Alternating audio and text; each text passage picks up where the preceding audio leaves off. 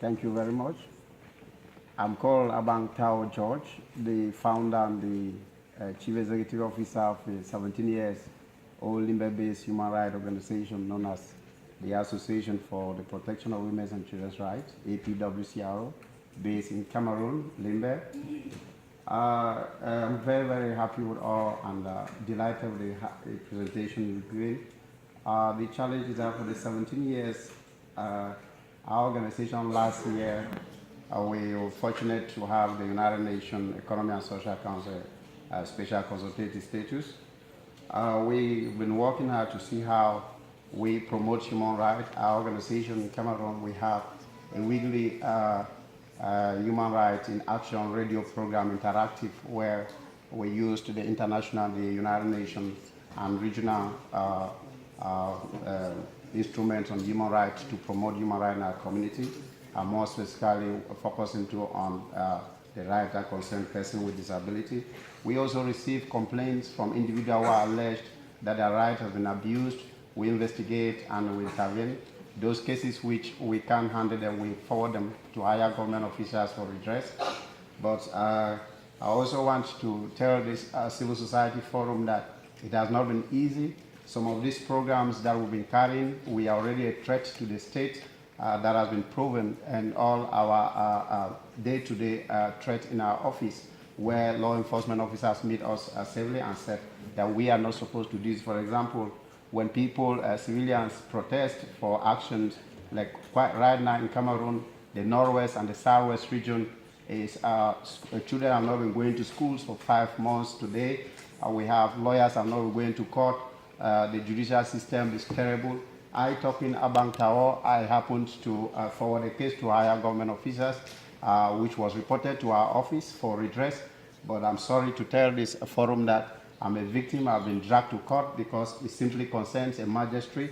We have been dragged to court, and even the absence on the 31st, we urged the judiciary to give us an opportunity for a lawyer, which was not accepted, and they forced us down on the 31st that the judgment will be on the 1st, which caused me to flee Tango much that with the status, I was opportunity to have a US visa, flee through Nigeria, where to attend this important meeting.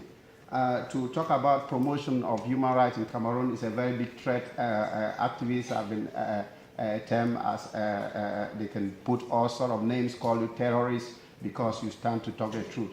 This was being proven with a good number of people when they asked us the right time. The government seized internet for close to 2 months in our region, and when I was being interviewed in our office, they asked George what is in the line of human rights and civil society organization.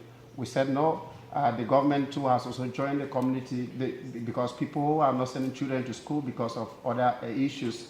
We think that the government is supposed to address that, which they have abandoned. They're forcing day-to-day intimidation, harassment, arrest, arbitrary arrest, and people are always in jail. They transfer them from one region to the central prison in Yaoundé, which they call Kondenge. The issue, even right now, you can see a judge, a Supreme Court judge who is still there, lavishing of 5 months, and others are there, continuous adjournment, and they are still there.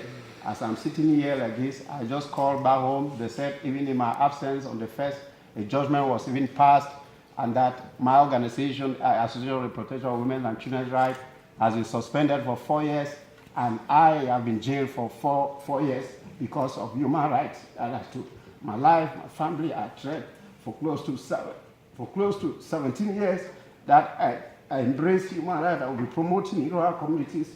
Today, I'm being termed by the state as somebody who has been doing the right. So this is the situation at Tango Moja. Before this in the office, we have registered for this forum.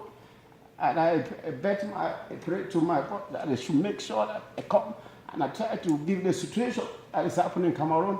Talking about the people with disability, it is a terrible hazard. The judicial system, more specifically in the Southwest and Northwest region, is this. If you have a problem, they just take you, the magistrate and the state council and all government officials, they can just hold their verdict in their office and they jail you.